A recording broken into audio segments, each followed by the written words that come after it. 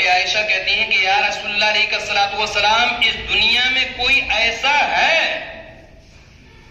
جس کی نیکیاں آسمان کے تاروں کے برابر ہیں؟ میرے آقا کریم صلی اللہ علیہ وسلم نے ارشاد فرمایا، ہاں عائشہ، اسی زمین کے اوپر وہ شخص ہے جس کی نیکیاں ستاروں سے بھی زیادہ ہیں۔ تو حضرت عائشہ صدیقہ رضی اللہ تعالیٰ عنہا نے کہا، یا رسول اللہ علیہ الصلوۃ والسلام، وہ کون ہے کہ جس کی نیکیاں ستاروں سے زیادہ ہیں؟ تب میرے نبی پاک صلی اللہ علیہ وسلم نے فرمایا، اے عائشہ، وہ شخص حضرت عمر فاروق اعظم رضی اللہ عنہ کی ذات ہے جن کی نیکیاں آسمان کے تاروں سے بھی زیادہ ہیں۔ اب حضرت عائشہ، مشکات کی روایت بیان کرو، مشکات شریف کی حدیث، حضرت عائشہ یہ کہتی ہیں کہ میں نے یہ سوچا کہ اگر میں یہ سوال کروں گی کہ آسمان کے تاروں سے زیادہ کس کی نیکیاں ہیں تو میرے باپ ابو بکر کا ذکر ہوگا، یہ تو عمر کا ہو گیا۔ تب حضرت عائشہ صدیقہ نے پھر کہا، یا رسول اللہ علیہ الصلوۃ والسلام، اگر عمر فاروق اعظم کی اتنی نیکیاں ہیں تو پھر میرے باپ کی نیکیاں کہاں گئی؟ میرے ابا حضور حضرت ابو بکر صدیق کی نیکیاں کہاں گئی؟ تب آقا کریم صلی اللہ علیہ وسلم نے فرمایا، عائشہ، تم اپنے باپ کی بات کرتی ہو، تم ابو بکر صدیق کی بات کرتی ہو، عمر فاروق اعظم رضی اللہ تعالیٰ کی زندگی کی تمام نیکیاں ایک طرف اور صدیق اکبر کی نیکی ایک طرف، یعنی عمر فاروق اعظم کی نیکیاں پوری زندگی کی ایک طرف اور صدیق اکبر کی جتنی نیکیاں ہیں ان نیکیوں میں سے ایک نیکی صرف ایک طرف، پھر بھی صدیق اکبر کی نیکی کے برابر عمر فاروق اعظم کی نیکیاں نہیں ہیں۔ آج ہم حضرت ابو بکر صدیق رضی اللہ تعالیٰ عنہ کا ذکر کریں گے، جو خلیفہ اول ہیں اور جان نشین رسول پاک صلی اللہ علیہ وسلم ہیں۔ آج ہی کا وہ دن ہے جس دن حضرت ابو بکر صدیق رضی اللہ تعالیٰ عنہ اس دنیا فانی سے کوچ کر گئے۔ آج ہی کی 22 تاریخ ہے چاند کی کہ جس دن حضرت ابو بکر صدیق مغرب و عشاء کے مابین، مغرب و عشاء کے درمیان انتقال کر گئے۔ عزیزان محترم، حضرت ابو بکر صدیق رضی اللہ تعالیٰ عنہ رسول اللہ صلی اللہ علیہ وسلم کے سچے اور پکے جانشین تھے۔ اپنی جان سے بھی زیادہ رسول اللہ صلی اللہ علیہ وسلم سے محبت کری تھی۔ ہر انسان سب سے زیادہ اپنی جان سے محبت کرتا ہے، سب سے زیادہ، لیکن صدیق اکبر نے اپنی جان سے بھی زیادہ رسول اللہ صلی اللہ علیہ وسلم سے محبت کری تھی، جس کا ثبوت انہوں نے غار ثور میں دیا تھا۔ عزیزان محترم، حضرت ابو بکر صدیق رضی اللہ تعالیٰ عنہ اسلام لانے سے پہلے ملک شام گئے ہوئے تھے، اور جب شام میں گئے حضرت ابو بکر صدیق تجارت کیا کرتے تھے تو انہیں ایک خواب دکھا، اور وہ خواب یہ تھا کہ صدیق اکبر رضی اللہ تعالیٰ عنہ فرماتے ہیں کہ مجھے ایسا خواب دکھا کہ چاند اور سورج یہ دونوں زمین پر اتر آئے ہیں اور میری گود میں آ گئے ہیں، اور میں نے چاند اور سورج کو اپنے سینے سے لگا لیا ہے۔ عزیزان محترم، حضرت ابو بکر صدیق کہتے ہیں یہ خواب بڑا عجیب تھا، بہت عجیب خواب تھا۔ تو میں ایک راہب کے پاس صبح ہوتے ہوئے گیا اور میں نے کہا کہ رات میں نے ایسا خواب دیکھا ہے، اس کا مطلب ذرا آپ بتا دیں۔ تو راہب نے کہا کہ آپ کا نام کیا ہے؟ کہا میرا نام ابو بکر ہے۔ کہاں کے رہنے والے ہو؟ کہا مکہ کے رہنے والا۔ کس قبیلے سے تعلق رکھتے ہو؟ کہا بنی ہاشم سے تعلق رکھتا ہوں۔ بولے اے ابو بکر تجھے مبارک ہو، ابو بکر تمہیں مبارک ہو، تمہارے مکہ سے ایک عظیم انسان آنے والا ہے، ایک عظیم انسان اپنی نبوت کا دعویٰ کرے گا، اپنا دین پھیلائے گا، اپنے اسلام کا پرچار کرے گا، اور اے صدیق اکبر شخص ہوگے جو سب سے پہلے اس کے خلیفہ ہوگے، تم اس کے دین میں داخل ہوگے۔ عزیزان محترم، صدیق اکبر رضی اللہ عنہ کہتے ہیں کہ جب اس سے میں نے یہ سنا تو میرے دل میں ایک بےتابی پیدا ہوئی کہ میں رسول اللہ صلی اللہ علیہ وسلم سے ملوں۔ عزیزان محترم، تو صدیق اکبر رضی اللہ تعالیٰ عنہ آئے اور آنے کے بعد رسول اللہ صلی اللہ علیہ وسلم کی خدمت میں حاضر ہوئے۔ عزیزان محترم، اور حضور کی خدمت میں حاضر ہوئے تو حضور علیہ الصلوۃ والسلام کو صدیق اکبر نے دیکھا ہے تو حضور کو دیکھ کر صدیق اکبر مسکرانے لگے، اور صدیق اکبر مسکرانے لگے تو صدیق اکبر کو دیکھ کر رسول اللہ صلی اللہ علیہ وسلم مسکرانے لگے۔ اب جب حضور مسکرائے، حضور علیہ الصلوۃ والسلام مسکرائے تو صدیق اکبر نے کہا یا رسول اللہ علیہ الصلوۃ والسلام، میں آپ کی خدمت میں آیا ہوں، مجھے کوئی معجزہ دکھائیے۔ سرکار نے فرمایا صدیق تم کلمہ پڑھ لو، تم اسلام میں داخل ہو جاؤ۔ کہا یا رسول اللہ علیہ الصلوۃ والسلام، میں آپ کا کوئی معجزہ دیکھ سکتا ہوں؟ کوئی معجزہ دیکھ سکتا ہوں کہ آپ دکھا سکتے ہیں؟ حضور نے فرمایا اے ابو بکر، کیا ملک شام میں تمہیں وہ خواب نظر نہیں آیا؟ کیا ملک شام میں تم ایک راہب کے پاس نہیں گئے؟ کیا صدیق راہب نے تمہیں کوئی خبر نہ دی؟ کیا رسول اللہ دی؟ بولے یہی میرے ہی تو معجزہ ہے۔ عزیزان محترم، صدیق اکبر نے فوراً پڑھ لیا لا الہ الا اللہ محمد رسول اللہ علیہ وسلم۔ اس سے کیا ثابت ہوا؟ اس سے یہ ثابت ہوا کہ اللہ تبارک و تعالیٰ نے اپنے نبی کو غیب کا علم دیا۔ حضور علیہ الصلوۃ والسلام یہ جانتے ہیں کہ صدیق اکبر رضی اللہ تعالیٰ عنہ کو کیا خواب نظر آیا۔ آپ کو کیا خواب نظر آتا صاحب میں نہیں بتا سکتا آپ کو کیا خواب نظر آیا، اور آپ نے مجھ سے یہ بھی کہا کہ مجھے خواب نظر آیا تو میں یہ بھی نہیں بتا سکتا آپ نے دیکھا کیا ہے۔ لیکن وہ نبی رحمت تھے، اللہ کے آخری نبی تھے، رسول پاک صلی اللہ علیہ وسلم، وہ یہ بھی جانتے تھے کہ صدیق اکبر نے خواب دیکھا ہے، اور حضور یہ بھی جانتے ہیں کہ صدیق نے کیا خواب دیکھا ہے، اور حضور یہ بھی جانتے ہیں کہ صدیق راہب کے پاس گیا، اور حضور یہ بھی جانتے ہیں کہ راہب نے صدیق کو کیا کہا۔ عزیزان محترم، یہ مقام اللہ تبارک و تعالیٰ نے نبی پاک صلی اللہ علیہ وسلم کو عطا فرمایا۔ اس لیے نا قرآن نے کہا وَعَلَّمَكَ مَا لَمْ تَكُنْ تَعْلَمْ، اے حبیب جو آپ کو نہیں آتا تھا وہ ہم نے آپ کو تمام کا تمام سکھا دیا۔ وَمَا هُوَ عَلَى الْغَيْبِ بِضَنِينٍ، اے لوگو یہ نبی جو ہے یہ غیب بتانے میں بخیل نہیں ہے، یہ غیب بتاتے ہیں۔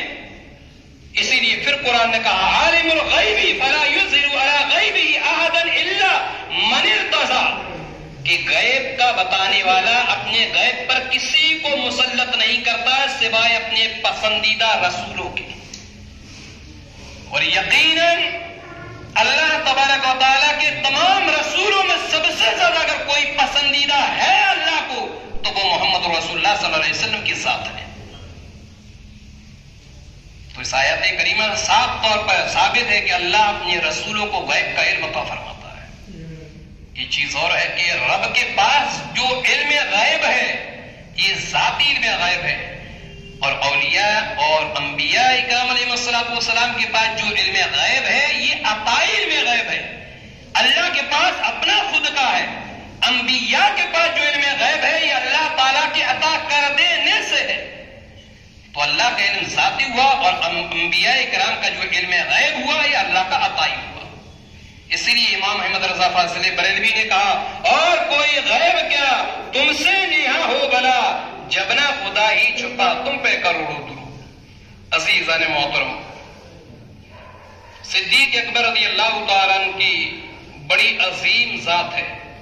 ایک رات بادل بالکل صاف تھا، بالکل صاف تھا، آسمان صاف تھا، ستارے چمک رہے تھے، اور جب ستارے چمک رہے ہیں تو حضرت عائشہ صدیقہ رضی اللہ تعالی عنہا نے حضور علیہ الصلوۃ والسلام سے کہا یا رسول اللہ علیہ الصلوۃ والسلام، اس دنیا میں کوئی ایسا ہے، یہ حضرت عائشہ خود ازواج مطہرات میں سے، حضور کی بیوی میں سے،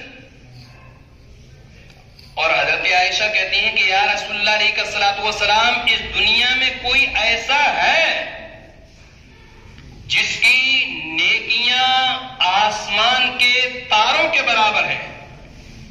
میرے آقا کریم صلی اللہ علیہ وسلم نے ارشاد فرمایا، ہاں عائشہ، اسی زمین کے اوپر وہ شخص ہے جس کی نیکیاں ستاروں سے بھی زیادہ ہیں۔ تو حضرت عائشہ صدیقہ رضی اللہ تعالیٰ عنہا نے کہا، یا رسول اللہ علیہ الصلوۃ والسلام، وہ کون ہے کہ جس کی نیکیاں ستاروں سے زیادہ ہیں؟ تب میرے نبی پاک صلی اللہ علیہ وسلم نے فرمایا، اے عائشہ، وہ شخص حضرت عمر فاروق اعظم رضی اللہ عنہ کی ذات ہے جن کی نیکیاں آسمان کے تاروں سے بھی زیادہ ہیں۔ اب حضرت عائشہ، مشکات کی روایت بیان کرو، مشکات شریف کی حدیث، حضرت عائشہ یہ کہتی ہیں کہ میں نے یہ سوچا کہ اگر میں یہ سوال کروں گی کہ آسمان کے تاروں سے زیادہ کس کی نیکیاں ہیں، تو میرے باپ ابو بکر کا ذکر ہوگا، یہ تو عمر کا ہو گیا۔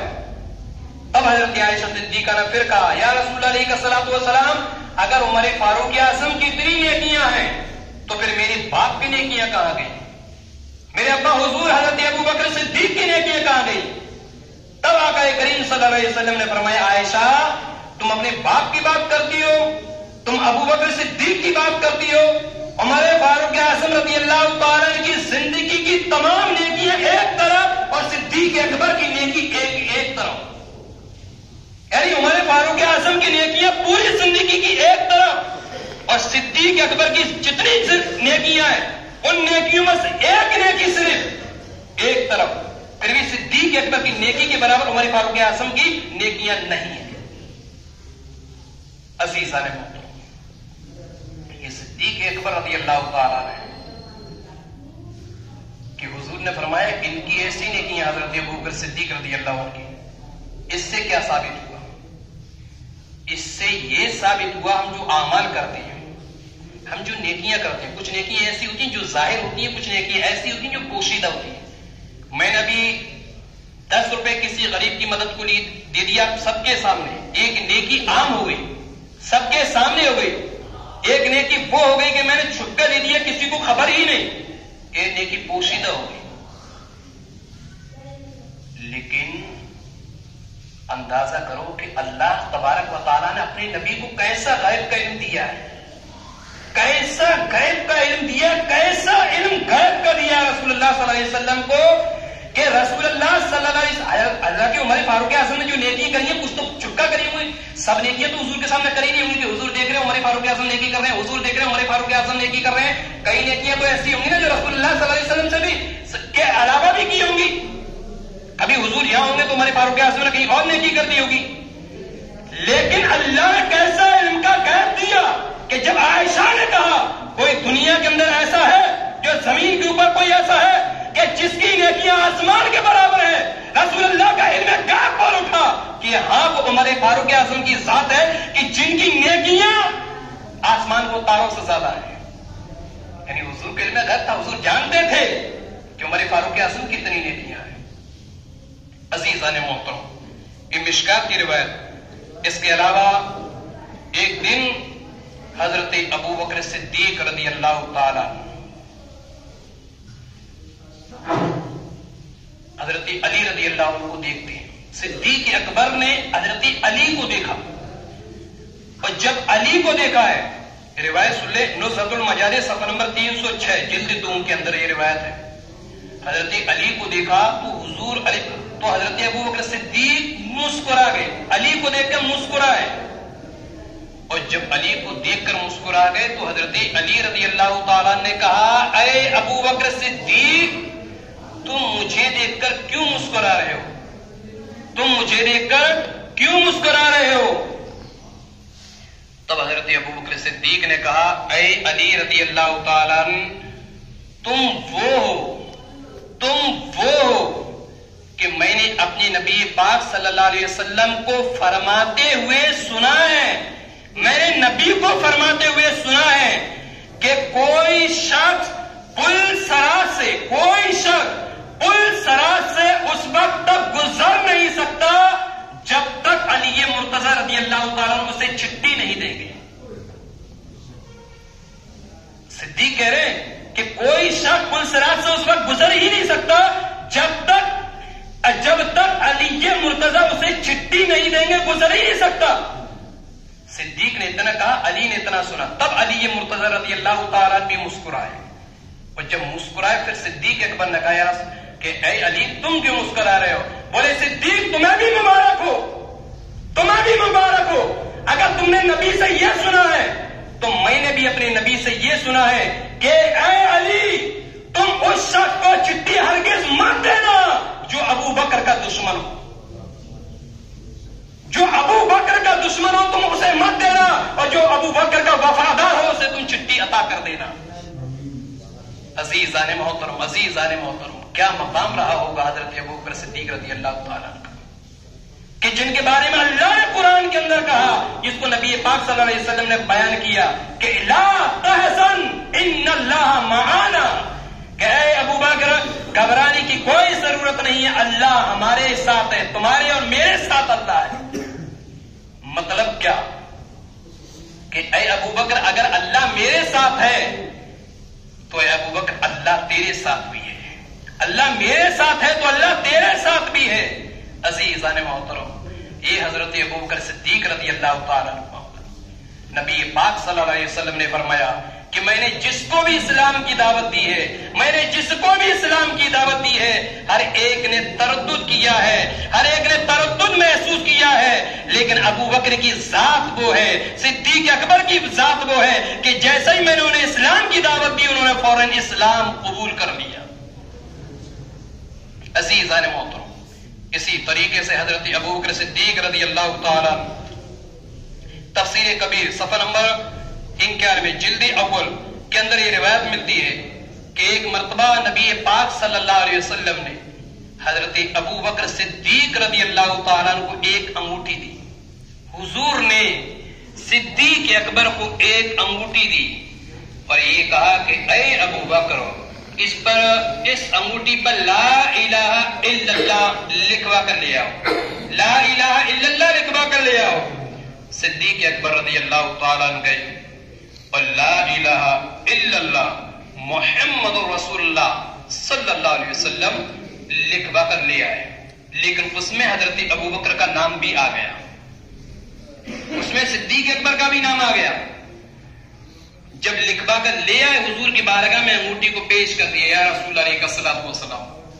حضور نے دیکھا اور دیکھنے کے بعد کہا کہ اے ابو بکر ہم نے تو تم سے کہا تھا کہ اس انگوٹھی پہ لا الہ الا اللہ لکھوا کر لے آؤ، لیکن صدیق تم نے تو اس پہ محمد رسول اللہ بھی لکھوا لیا ہے، صدیق اس انگوٹھی پہ تو تم نے اپنا نام بھی لکھوا لیا ہے، ہم نے تو صرف لا الہ الا اللہ کے لیے کہا۔ تب صدیق اکبر رضی اللہ تعالیٰ نے کہا کہ یا رسول اللہ علیہ الصلوۃ والسلام یقیناً آپ نے لا الہ الا اللہ کے بارے میں کہا، لیکن یا رسول اللہ صلی اللہ علیہ وسلم مجھے گوارا نہ ہوا کہ لا الہ الا اللہ لکھواؤں اور محمد رسول اللہ نہ لکھواؤں، اس لیے یا رسول اللہ علیہ الصلوۃ والسلام میں نے لا الہ الا اللہ کے ساتھ محمد رسول اللہ بھی لکھوا دیا ہے۔ حضور نے فرمایا کہ صدیق ٹھیک ہے لا الہ الا اللہ محمد رسول اللہ لکھوا دیا، لیکن صدیق تم نے اپنا نام کیوں لکھوایا، اپنے نام کی کیا ضرورت تھی؟ تب صدیق اکبر نے کہا یا رسول اللہ علیہ الصلوۃ والسلام میں نے اپنا نام نہیں لکھوایا۔ حضور نے فرمایا صدیق تمہارا نام تو اس میں انگوٹھی میں موجود ہے، تم نے اپنا نام کیوں لکھوایا؟ کہ یا رسول اللہ میں نے اپنا نام نہیں لکھوایا ہے۔ حضور علیہ الصلوۃ والسلام اتنا فرما رہے تھے کہ اتنی دیر میں حضرت اللہ تبارک و تعالیٰ کے حکم سے حضرت جبریل امین تشریف لے آئے اور کہا یا رسول اللہ علیہ الصلوۃ والسلام یقیناً صدیق اکبر نے لا الہ الا اللہ اور اس کے بعد محمد رسول اللہ لکھوایا ہے، لیکن صدیق نے اپنا نام نہیں لکھوایا ہے۔ اگر اس انگوٹھی پہ کوئی اگر صدیق کا نام ہے تو یہ اللہ تبارک و تعالیٰ کے حکم سے لکھوایا گیا ہے، اس لیے کہ صدیق نے میرے نام کے ساتھ آپ کا نام لگایا، میرے نام کے ساتھ آپ کا نام لگایا، آپ کا نام چھوڑا نہیں اور ہماری رحمت کو گوارا نہیں کہ آپ کے نام کے ساتھ صدیق اکبر کا نام نہ ہو۔ عزیزان محترم، عزیزان محترم، کیا ذات حضرت ابو بکر صدیق رضی اللہ تعالیٰ عنہ کی رہی ہوگی کہ قرآن میں جا بجا جگہ جگہ حضرت ابو بکر صدیق رضی اللہ تعالیٰ عنہ کا ذکر ہوتا ہے، کہیں قرآن پاک میں ذکر ہوتا ہے اذ یقول لصاحبہ. قرآن نے حضرت ابو بکر کو صحابی کہا ہے. قرآن نے ایک ایسے صحابی ہیں، ایسے صحابی کہ قرآن نے حضرت ابو بکر کو صحابی کہا حضور کا. عزیزان محترم، وہ کہتا ہے اذ یقول لصاحبہ، یعنی اللہ تبارک و تعالی نے حضرت صدیق اکبر رضی اللہ عنہ کو حضور کا صحابی کہا. اب ایک مسئلہ کے طور پہ کہ لہذا جو شخص صدیق اکبر کی صحابیت کا انکار کرے، صدیق اکبر کی صحابیت کا انکار کرے، وہ کھلا ہوا کافر ہے. اس لیے کہ نص سے ثابت ہے، یہ قرآن سے ثابت ہے. عزیزان محترم، صدیق اکبر رضی اللہ تعالیٰ نے بڑی قربانیاں پیش کی ہیں، اپنی جان کی پرواہ نہ کرتے ہوئے اور رسول اللہ صلی اللہ علیہ وسلم کے ساتھ کھلی ہے. کیونکہ ہجرت کی راہ اللہ کے نبی صلی اللہ علیہ وسلم کے ساتھ جانتے تھے مصیبت ہے، پریشانی ہے، قتل ہو سکتا ہے، جان جا سکتی ہے، لیکن صدیق اکبر پھر بھی آقا کریم صلی اللہ علیہ وسلم کے ساتھ کھلی ہے.